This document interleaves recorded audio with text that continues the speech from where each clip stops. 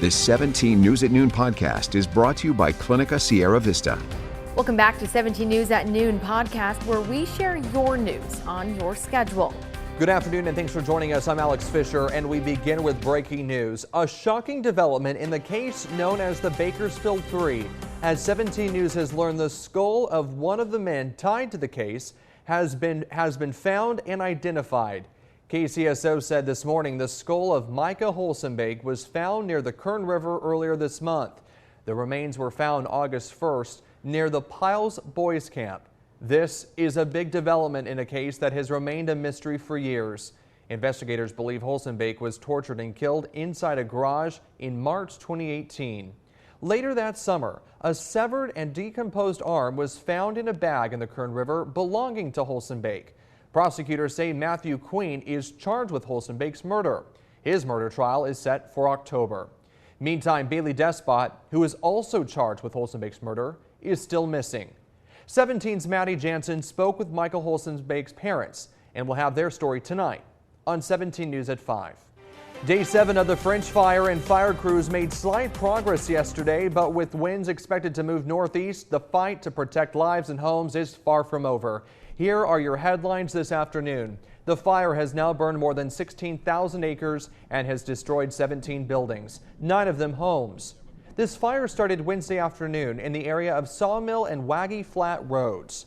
The fire is 19% contained this afternoon, and the cause remains unknown, with at least 5 investigators looking into what sparked the blaze. And 17's Marco Torres is live this afternoon from the French fire as it burns closer to homes. Marco, what have you learned today? Alex, right now I am on Highway 155 right next to the French fire. The fire has been burning all night long, moving into the Alta Sierra region. It's taken over the valley area of this region, and we were here just yesterday where it was green and fresh, and now it's on fire.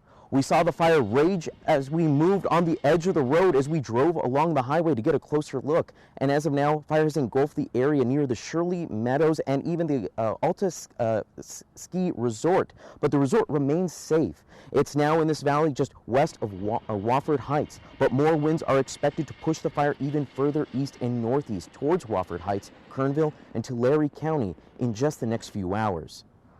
Homes near this area that are on the inside of Highway 155 are being protected, but they are in the danger zone. They're being protected by the U.S. Forest Service. An engine is stationed at each single home in the groups, and they're making lines around the homes. They're digging trenches, putting up barriers, and pretty much trying to get out the fires from the back end of the homes to protect them so homeowners can return to a home.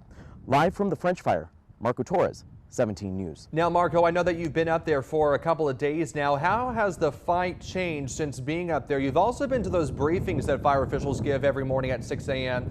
What has this looked like over the last couple of days? Have you noticed this fire grow and change and grow and burn closer to homes? You know, Alex, over the last few days, at first it seemed very manageable. It seemed like it was doing okay, that it was under control. But in just the last 24 hours, it's exploded. It's gone so far up here where we are right now. And me, myself, and my photographer, we were right next to the flames themselves. We were eyes tearing. And this isn't just us, but this is the firefighters who are working 16-hour shifts in these conditions. As you can hear above me, helicopters are consistently dropping water and fire retardant to stop the flames. Now, one big thing that we did note that at the morning meeting today, fire officials said that fatigue is starting to hit firefighters, and this is starting to take a toll. Yeah, absolutely. I know that is a difficult fight, and like you just pointed out, we could hear those helicopters above trying to put the fire out. All right, Marco, stay safe. We'll check in back with you later tonight on 17 News at 5. And grocery store Save Mart announced it is holding a fundraising campaign to support the Red Cross's relief efforts for communities impacted by wildfires in California. The company says all of its stores in California and northern Nevada are participating. Shoppers can make a donation at a checkout to support the Red Cross. To see all of our fire coverage of the French fire, including up-to-the-minute updates on evacuation orders and other need-to-know information, you can just head to our website, kget.com.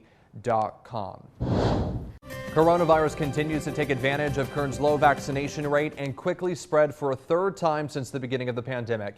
This morning, Public Health reported 440 new coronavirus cases. No new deaths were reported today, but we've lost 1,448 people since March 2020. Hospitalizations still filling up with sick patients, as 243 people are dealing with more severe symptoms. 45 are in the ICU.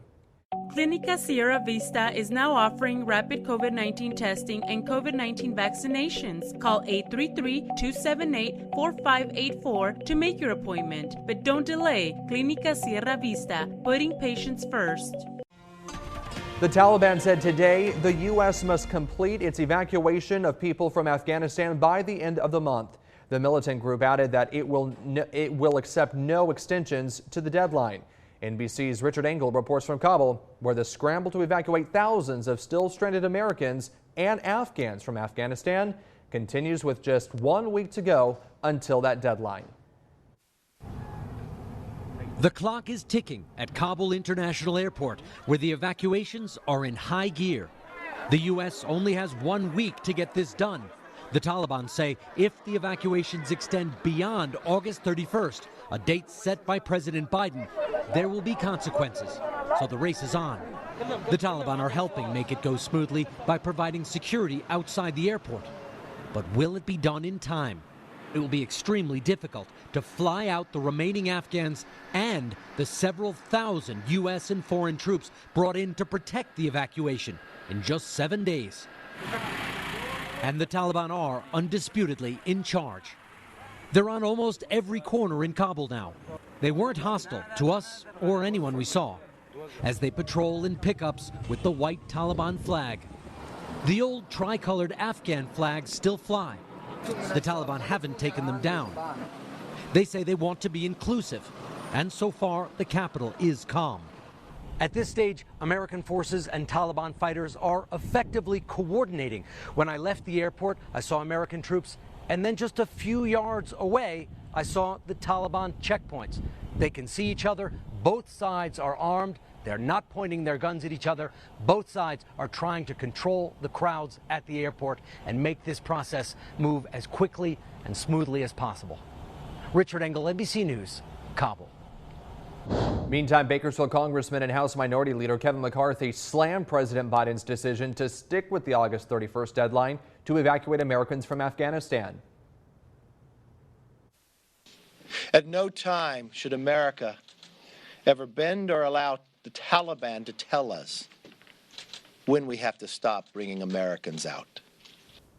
Other Republican lawmakers joined Kevin McCarthy and voiced their criticism on the evacuation process. And coming up tonight on 17 News at 5, we'll hear more from Kevin McCarthy as he just spoke with 17's Jim Scott.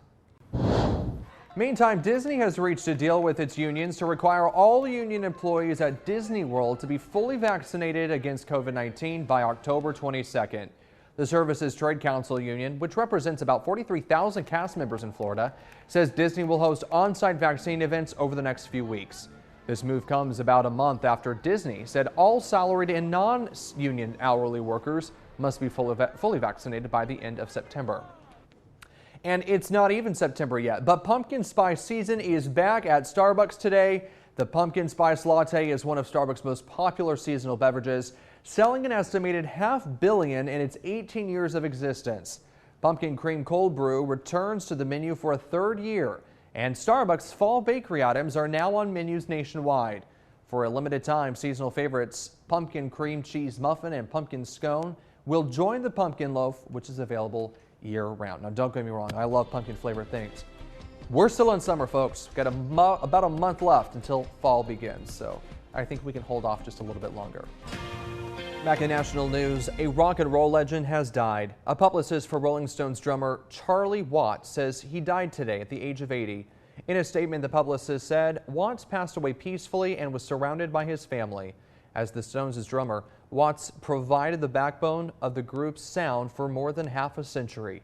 Earlier this month, a spokesman said Watts was unlikely to be joining the British band on its U.S. No Filter tour this fall because of a medical procedure.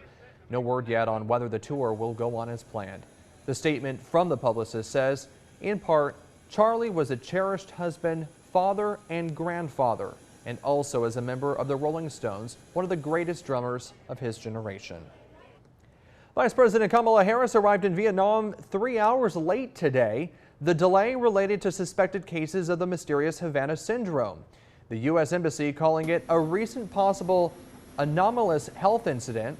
That's a term the U.S. government often uses to describe the mysterious Havana syndrome.